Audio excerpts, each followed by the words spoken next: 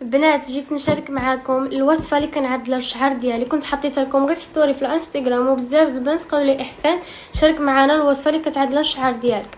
انا غنعطيكم هادشي اللي كنعدل. عندي الاعشاب هنايا، عندي جوج. انا عندي وحده فيها الاعشاب هي هذه، عندي فيها غير الاعشاب مع زيت العود، وعندي اخرى فيها غير الزيوت. انا قلت لكم الزيوت اللي فيها كنت كتبتهم هنايا باش ما ننساهمش.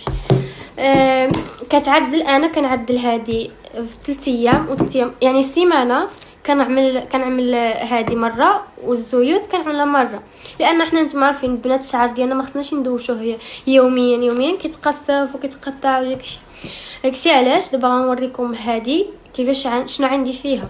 هذه الاولانيه فيها غير الاعشاب، عندي فيها ازير، وعندي فيها الحبه السوداء، ها هو ازير الحبه السوداء، هذا قرنفل، وهذا ورق سيدنا موسى.